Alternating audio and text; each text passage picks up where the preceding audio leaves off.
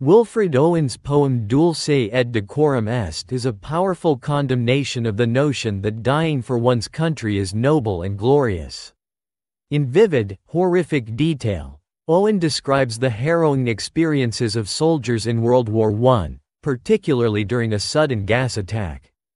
The poem's title, which translates to, "It is sweet and fitting," is a bitterly ironic reference to the patriotic slogan, Dulce et decorum est pro patria mori, meaning, it is sweet and fitting to die for one's country. Owen uses intense, graphic imagery to reveal the grim reality of warfare, contrasting it starkly with romanticized views of battle. Exhaustion and disillusionment. The poem opens by describing a group of soldiers trudging wearily away from the front lines. They are not the heroic figures often depicted in war propaganda. Instead, they are bent double, like old beggars under sacks. Owen's description of the soldiers as broken and aged emphasizes their exhaustion and disillusionment, presenting them as victims rather than heroes. The horrific physical condition of the soldiers.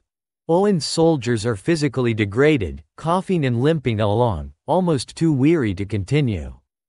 Their uniforms and boots are damaged, and their faces are bloodshot from battle injuries.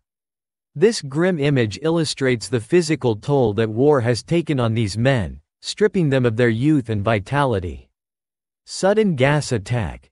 As the soldiers stumble along, a sudden gas attack breaks out, forcing them to scramble for their gas masks. Owen describes the panic and chaos as soldiers hurriedly try to protect themselves, highlighting the constant threat of sudden, violent death on the battlefield. The urgency of the moment reveals the soldiers' vulnerability and the unpredictability of war. The struggle to survive.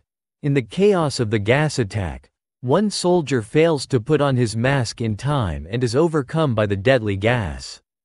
Owen captures the terrifying image of the soldier flailing in agony, struggling to breathe. The scene is haunting, showing the horror of a slow, painful death that awaits those who are unprepared or unlucky in battle. The soldier's agonizing death. Owen describes the doomed soldier's suffering in excruciating detail, comparing it to a man in fire or lime. The imagery of burning intensifies the horror of the scene, emphasizing the tortuous nature of death by gas. This graphic description serves to strip away any romanticism associated with dying in war, showing the unbearable reality instead. Haunting visions of war. Owen reveals that this horrifying sight haunts him long after the moment has passed, as he often sees the dying soldier in his dreams. This admission underscores the psychological toll of war, as the memories of death and suffering are etched into the minds of survivors. Owen's use of the term, smothering, indicates how these traumatic images suffocate his peace of mind. Direct appeal to the reader. In the final stanza, Owen addresses the reader directly, asking them to imagine witnessing such horrors firsthand. He challenges those who glorify war to confront its grim reality, suggesting that they would abandon their patriotic beliefs if they saw what he had seen. This direct appeal draws the reader into the soldier's experience, making it impossible to ignore the suffering inflicted by war.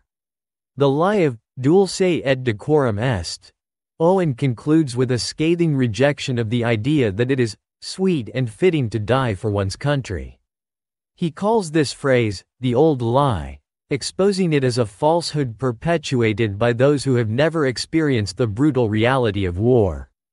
By calling it a lie, Owen criticizes those who use patriotic slogans to recruit young men into the horrors of battle. Condemnation of war propaganda. Owen's reference to the Latin phrase commonly used to romanticize war highlights his anger at those who promote the glory of battle without acknowledging its true cost. He condemns war propaganda for misleading young men into believing that their deaths will be noble and celebrated, when in fact they often die painfully and anonymously. The poem as a warning.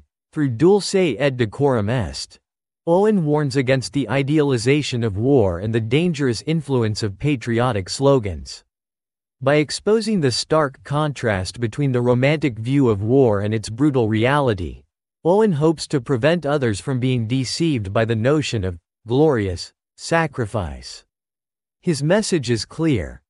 There is nothing noble about dying in a war that strips soldiers of their humanity and subjects them to unspeakable suffering.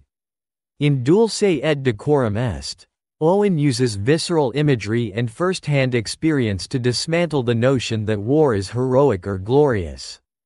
His detailed descriptions of the soldiers' physical and psychological torment serve to expose the ugly truth of warfare, countering the patriotic lies that glorify battle.